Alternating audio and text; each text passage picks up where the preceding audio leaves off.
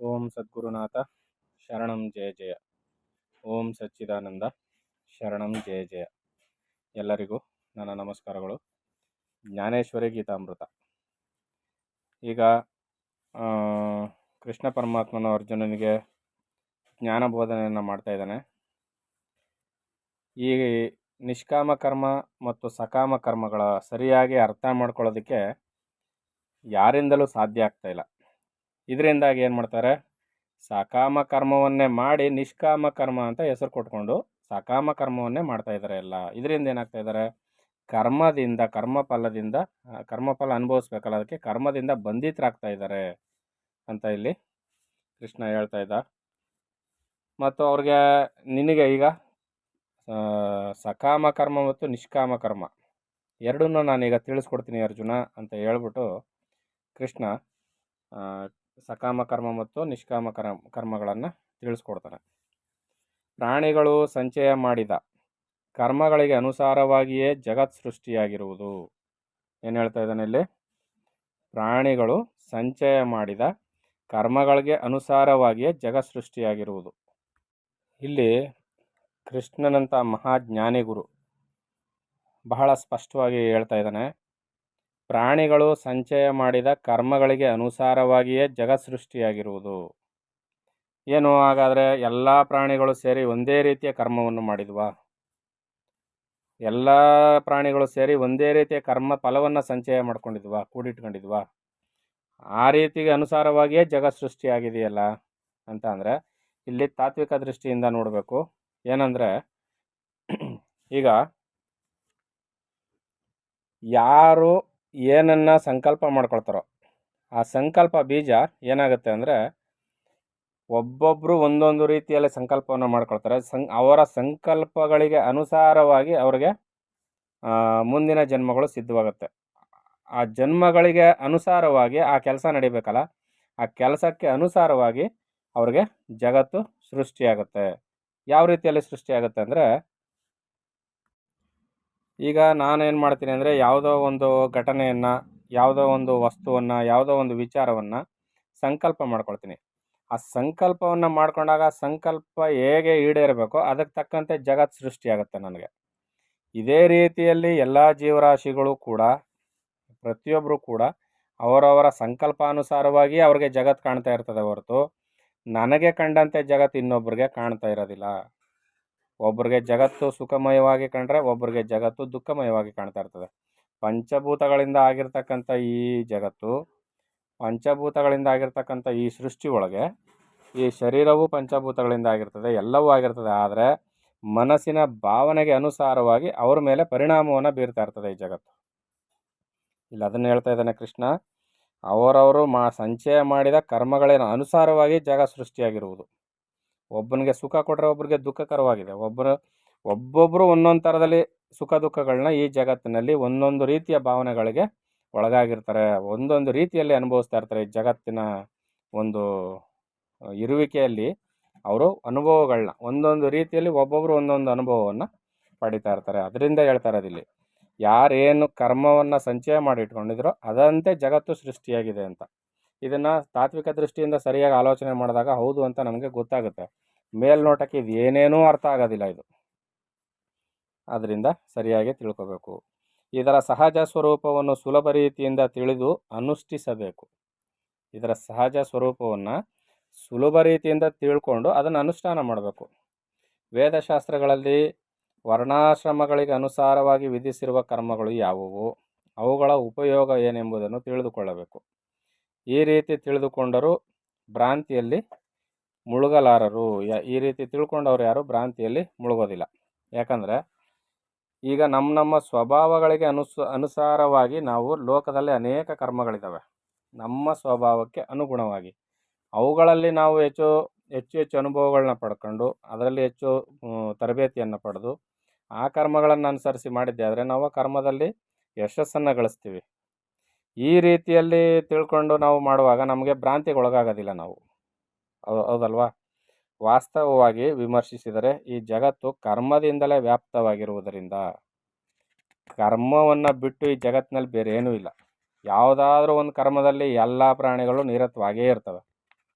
ಕರ್ಮವನ್ನು ಬಿಟ್ಟು ಏನೂ ಇಲ್ಲ ಜಗತ್ತಿನಲ್ಲಿ. ಅದಕ್ಕೆ ಇಲ್ಲಿ ಹೇಳ್ತಾ ಇರೋದು, ವಾಸ್ತವವಾಗಿ ವಿಮರ್ಶೆ ಮಾಡಿ ನೋಡಿದರೆ ಈ ಜಗತ್ತು ಕರ್ಮದಿಂದಲೇ ವ್ಯಾಪ್ತವಾಗಿರುವುದು. ಇಡೀ ಜಗತ್ತು ಕರ್ಮದಿಂದಲೇ ತುಂಬಿಕೊಂಡಿದೆ. ಇನ್ನು ನಿರ್ವಿಕಾರತೆಯಿಂದ ಕರ್ಮವನ್ನು ಆಚರಿಸಬೇಕು. ಯಾವ ವಿಕಾರವೂ ಇರಬಾರ್ದು. ಕರ್ಮವನ್ನು ಮಾಡುವಾಗ, ಒಂದು ಕೆಲಸವನ್ನು ಮಾಡುವಾಗ ಮನಸ್ಸಿನಲ್ಲಿ ವಿಕಾರತೆ ಇರಬಾರ್ದು.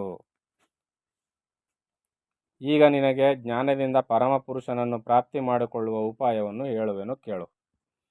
ಜ್ಞಾನದಿಂದ ಪರಮಪುರುಷನನ್ನು ಪ್ರಾಪ್ತಿ ಮಾಡಿಕೊಳ್ಳುವ ಒಂದು ವಿಧಾನವನ್ನು ನಿನಗೆ ಹೇಳ್ತೀನಿ ಕೇಳು. ಯಾವನು ಫಲಾಶೆಯನ್ನು ತೊರೆದು ಕರ್ಮವನ್ನು ಆಚರಿಸುತ್ತಾ ಮನಸ್ಸಿನಲ್ಲಿ ಅಭಿಮಾನವನ್ನು ಇಡುವುದಿಲ್ಲವೋ ಆತನು ನಿರಂತರವೂ ಕರ್ಮಾತೀತನಾಗಿರುವನು. ಯಾರು ಫಲಾಶೆಯನ್ನು ತೊರೆದು ಕರ್ಮವನ್ನು ಆಚರಣೆ ಮಾಡುತ್ತಾ, ಅಂದರೆ ನಿಷ್ಕಾಮ ಕರ್ಮವನ್ನು ಆಚರಿಸುತ್ತಾ ಮನಸ್ಸಿನಲ್ಲಿ ಅಭಿಮಾನವನ್ನು, ಅಂದರೆ ನಾನು ಮಾಡಿದೆ ನಾನು ನಾನು ನಾನು ಅಂತ ಶರೀರಕ್ಕೆ ಈ ದೇಹಾತ್ಮ ಭಾವದಿಂದ ಶರೀರದ ಮೇಲೆ ಯಾರು ಭಾವನೆಯನ್ನು ಇಟ್ಕೊಳ್ಳೋದಿಲ್ವೋ ಅವರು ಖಂಡಿತವಾಗಿಯೂ ಬಂಧನಕ್ಕೆ ಒಳಗಾಗೋದಿಲ್ಲ. ಫಲಾಶೆಯನ್ನು ತೊರೆಯಬೇಕು. ಆತನು ನಿರಂತರವೂ ಕರ್ಮಾತೀತನಾಗಿರುವನು. ಇನ್ನು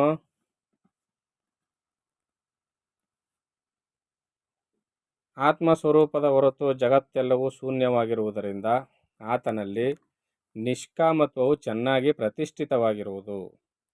ಆತ್ಮಸ್ವರೂಪದ ಹೊರತು ಜಗತ್ತೆಲ್ಲವೂ ಶೂನ್ಯವಾಗಿರುವುದರಿಂದ, ಏನು ಹಿಂಗೆ ಹೇಳ್ತಾ ಇದ್ದಾರಲ್ಲ, ಎಲ್ಲವೂ ತುಂಬಿಕೊಂಡಿದೆ, ಆದರೆ ಆತ್ಮಸ್ವರೂಪ ಮಾತ್ರ ಕಣ್ಣು ಕಾಣಿಸ್ತಾ ಇಲ್ಲ. ಆದರೆ ಜ್ಞಾನಿಗಳೇನು ಹೇಳ್ತಾ ಇದ್ದಾರೆ, ಆತ್ಮಸ್ವರೂಪದ ಹೊರತಾಗಿ ಇನ್ನೇನೂ ಇಲ್ಲ ಜಗತ್ತಿನಲ್ಲಿ, ಎಲ್ಲ ಶೂನ್ಯವಾಗಿದೆ ಅಂತ ಹೇಳ್ತಾ ಇದ್ದಾರೆ.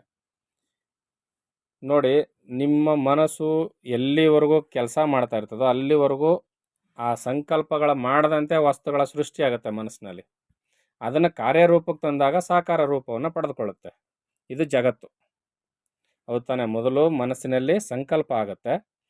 ಆ ಸಂಕಲ್ಪ ನಿಂತು ಹೋದರೆ ಅದು ಯಾವ ರೂಪವನ್ನು ಪಡ್ಕೊಳ್ಳೋದಿಲ್ಲ.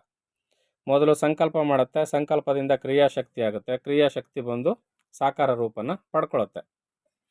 ಈಗ ನೀವು ಒಂದು ಇಡ್ಲಿ ತಿನ್ನಬೇಕು ಅಂತ ಅಂದ್ಕೊಂಡ್ರೆ ಇಡ್ಲಿ ಮನಸ್ಸಿನಲ್ಲಿ ಸಂಕಲ್ಪವಾಯಿತು. ಅದಕ್ಕೆ ಬೇಕಾದ ಕಾರ್ಯವನ್ನು ಮಾಡಿದ್ರೆ ಅದು ಕರ್ಮರೂಪವನ್ನು ತಾಳಿ ಏನಾಗುತ್ತೆ, ಸಾಕಾರ ರೂಪವನ್ನು ಪಡ್ಕೊಂಡು ನಮ್ಮ ಮುಂದೆ ಪ್ರತ್ಯಕ್ಷವಾಗುತ್ತೆ. ಇಡ್ಲಿ ತಿನ್ನಬೇಕು ಅಂತ ಅನ್ನೋ ಭಾವನೆಯನ್ನು ಈ ಅಂತ ಅಕ್ಷರ ಹುಟ್ಟುತ್ತಾ ಇದ್ದಂಗೆ ಮನಸ್ಸಿನಲ್ಲಿ ಈ ಅನ್ನೋ ಅಕ್ಷರವನ್ನೇ ತಡೆದ್ಬಿಟ್ರೆ ಇಡ್ಲಿಗೆ ಅಲ್ಲಿ ಸಂಕಲ್ಪ ಬೀಜವೇ ಬರಲಿಲ್ಲ. ಇಡ್ಲಿ ಅನ್ನೋ ಪದಾರ್ಥ ಒಂದು ಸಂಕಲ್ಪದಲ್ಲಿ ರೂಪವನ್ನೇ ತಾಳಲಿಲ್ಲ. ಅದು ಇನ್ನು ಸಾಕಾರ ರೂಪ ಎಲ್ಲಿಂದ ಬರೋಕ್ಕೆ ಸಾಧ್ಯ ಅಲ್ವಾ? ಅದು ಹುಟ್ಟುತ್ತಾ ಇದ್ದಂಗೆ ಅದನ್ನು ನಿರ್ನಾಮ ಮಾಡಿ ಆಯಿತು. ಅದರಿಂದ ಇಲ್ಲೇನು ಹೇಳ್ತಾ ಇದ್ದಾರೆ, ಆತ್ಮಸ್ವರೂಪದ ಹೊರತು ಜಗತ್ತೆಲ್ಲವೂ ಶೂನ್ಯವಾಗಿರುವುದು. ಇರ್ತಕ್ಕಂಥದ್ದೇ ಆತ್ಮಸ್ವರೂಪ, ಜಗತ್ತು ಶೂನ್ಯ. ಜಗತ್ತು ಹೆಂಗೆ ಶೂನ್ಯ ಅಂದರೆ, ಈಗ ನಾವು ಒಂದ್ರ ಮೇಲೊಂದು ಸಂಕಲ್ಪ ಮಾಡ್ಕೊಂಡು ಜೋಡಿಸ್ತಾ ಇದ್ರೆ ಜಗತ್ತು ಸತ್ಯ. ಆದರೆ ಆತ್ಮಸ್ವರೂಪದ ಹೊರತಾಗಿ ನಾವು ಜಗತ್ತನ್ನು ನೋಡ್ತಾ ಇದ್ದೀವಿ, ಜಗತ್ತು ಕಾಣ್ತಾ ಇದೆ. ಆತ್ಮಸ್ವರೂಪವನ್ನು ನೋಡೋಕ್ಕೆ ಶುರು ಮಾಡಿದಾಗ ಸಂಕಲ್ಪ ಬೀಜಗಳೆಲ್ಲ ಸುಟ್ಟು ಹೋದಾಗ, ಸಂಕಲ್ಪ ಇಲ್ಲದಿದ್ದಾಗ ಯಾವ ಜಗತ್ತೆಲ್ಲ ಶೂನ್ಯವಾಗುತ್ತೆ, ಆತ್ಮಸ್ವರೂಪ ಒಂದೇ ಉಳ್ಕೊಳ್ಳುತ್ತೆ. ಈ ಅರ್ಥದಲ್ಲಿ ಕೃಷ್ಣ ಹೇಳ್ತಾ ಇರೋದು. ಆತನಲ್ಲಿ ನಿಷ್ಕಾಮತ್ವವು ಚೆನ್ನಾಗಿ ಪ್ರತಿಷ್ಠಿತವಾಗಿರುವುದು. ಆತನು ಕರ್ಮಗಳೆಲ್ಲವನ್ನು ಸಾಕು ಬೇಕು ಎನ್ನದೆ ವಿವೇಕದಿಂದ ಮಾಡುವನಾದ್ದರಿಂದ ಆತನನ್ನು ಜ್ಞಾನಿ ಎನ್ನಬೇಕು. ಆತನು ಕರ್ಮಗಳನ್ನು ಆಚರಿಸುತ್ತಿದ್ದರೂ ನಿರ್ಲಿಪ್ತನಾಗಿರುವನು. ನದಿ ತೀರದಲ್ಲಿ ನಿಂತಿರುವ ಪುರುಷನು ನೀರಿನಲ್ಲಿ ಕಾಣುವ ಪ್ರತಿಬಿಂಬಕ್ಕಿಂತಲೂ ತಾನು ಬೇರೆ ಎಂದು ತಿಳಿಯುವಂತೆ. ಹೊತ್ತಾನೆ, ಈಗ ನದಿ ನೀರಲ್ಲಿ ಅವನು ನಿಂತಿರ್ತಾನೆ, ನದಿ ನೀರ ಹತ್ರ, ಅಲ್ಲಿ ಪ್ರತಿಬಿಂಬ ಕಾಣ್ತಾ ಇರ್ತದೆ. ಆದರೆ ಇವನು ಗೊತ್ತಿರುತ್ತೆ, ಇದು ನದಿ ನೀರು, ನನಗೂ ಇದಕ್ಕೂ ಸಂಬಂಧ ಇಲ್ಲ, ಅಲ್ಲಿ ಕಾಣ್ತಿರೋದು ನನ್ನ ಪ್ರತಿಬಿಂಬ ಅಂತ ತಿಳಿಯುವಂತೆ. ನಾವೆಯಲ್ಲಿ ಕುಳಿತು ವಿಹರಿಸುವವರಿಗೆ ತೀರದಲ್ಲಿರುವ ಗಿಡ ಮರಗಳು ಓಡುವಂತೆ ಕಾಣುತ್ತಿದ್ದರೂ ವಿಚಾರ ಬುದ್ಧಿಯುಳ್ಳವರು ನಾವೆಯೂ ಓಡುವುದೇ ಹೊರತು ತೀರದಲ್ಲಿರುವ ವೃಕ್ಷಗಳು ಅಚಲವಾಗಿದೆ ಎಂದು ತಿಳಿಯುವಂತೆ. ದೇಹೇಂದ್ರಿಯಗಳಿಂದ ಸಕಲ ಕರ್ಮಗಳು ನಡೆಯುತ್ತಿದ್ದರೂ ಆತ್ಮನು ಸ್ವರೂಪ ದೃಷ್ಟಿಯಿಂದ ಮೂಲ ಸ್ವರೂಪದಲ್ಲಿ ತನ್ಮಯಗೊಂಡು ತನ್ನನ್ನು ಕರ್ತನೆಂತಲೇ ತಿಳಿಯುವನು. ಚೆನ್ನಾಗಿ ಹೇಳಿದಾರಲ್ವ? ದೋಣಿ ಮೇಲೆ ಕೂತ್ಕೊಂಡು ಮುಂದಕ್ಕೆ ಹೋಗ್ತಾ ಇದ್ರೆ, ಈಗ ದೋಣಿದ ಅರ್ಥ ಆಗಲ್ಲ ಬಿಡಿ, ಬಸ್ಸಲ್ಲಿ ಕೂತಿರ್ತೀವಿ, ಬಸ್ಸು ಜೋರಾಗಿ ಹೋಗ್ತಾ ಇರುತ್ತೆ, ಅಕ್ಕಪಕ್ಕದ ಬದಿಗಳಲ್ಲಿ ಇರ್ತಕ್ಕಂಥ ಮರಗಳೆಲ್ಲ ಓಡ್ತಾ ಇರೋಂಗೆ, ಹಿಂದಕ್ಕೆ ಓಡ್ತಾ ಇರೋಂಗೆ ನಮ್ಗೆ ಅನ್ನಿಸ್ತದೆ. ವಾಸ್ತವವಾಗಿ ಮರಗಳೆಲ್ಲ ಅಲ್ಲೇ ನಿಂತಿರ್ತವೆ, ಆದರೆ ಓಡ್ತಾ ಇರೋದು ಯಾವುದು? ಬಸ್ ಓಡ್ತಾ ಇರ್ತದೆ. ನಾವು ಬಸ್ಸಲ್ಲಿ ಅದರ ವೇಗಕ್ಕೆ ಅನುಗುಣವಾಗಿ ದೃಷ್ಟಿಯನ್ನು ಇಟ್ಟಿದ್ರಿಂದ ಮರಗಳು ಓಡ್ತಾ ಇರೋಂಗೆ ನಮಗೆ ಭಾಸವಾಗುತ್ತೆ. ಈ ರೀತಿಯಲ್ಲಿ ಆತ್ಮನ ಸ್ವರೂಪದ ದೃಷ್ಟಿಯಿಂದ ಮೂಲ ಸ್ವರೂಪ ಅದರಲ್ಲಿ ತನ್ಮಯಗೊಂಡು ತನ್ನನ್ನು ಅಕರ್ತನೆಂತಲೇ ತಿಳಿಯುವನು. ಆಗ್ತಾ ಇದೆಯಲ್ವಾ? ನಾನು ಪರಮಾತ್ಮ, ನಾನು ಅಕರ್ತ ಅಂತ ತಿಳ್ಕೊಂಡಿರ್ತಾನೆ, ಆದರೆ ಇಲ್ಲಿ ದೇಹೇಂದ್ರಿಯಗಳು ಕೆಲಸವನ್ನು ಮಾಡ್ತಿರ್ತವೆ. ಆದ್ದರಿಂದ ಇಲ್ಲಿ ಆತ್ಮಸ್ವರೂಪವನ್ನೇ ನೋಡ್ತಾ ಬಂದವನಿಗೆ ಜಗತ್ತು ಶೂನ್ಯವಾಗಿ ಕಾಣುತ್ತೆ ಅಂತ ಹೇಳ್ತಾ ಇರ್ತಾನೆ. ಇನ್ನು ಮುಂದಿನ ಆಡಿಯೋದಲ್ಲಿ ಪರಮಾತ್ಮ ಏನು ತಿಳಿಸ್ತಾನೆ ಅಂತ ನೋಡೋಣ. ಎಲ್ಲರಿಗೂ ಒಳ್ಳೆಯದಾಗಲಿ. ಓಂ ಸದ್ಗುರುನಾಥ ಶರಣಂ ಜಯ ಜಯ. ಓಂ ಸಚ್ಚಿದಾನಂದ ಶರಣಂ ಜಯ ಜಯ. ಹರಿ ಓಂ ತತ್ಸತ್. ಹರಿ ಓಂ ತತ್ಸತ್. ಹರಿ ಓಂ ತತ್ಸತ್.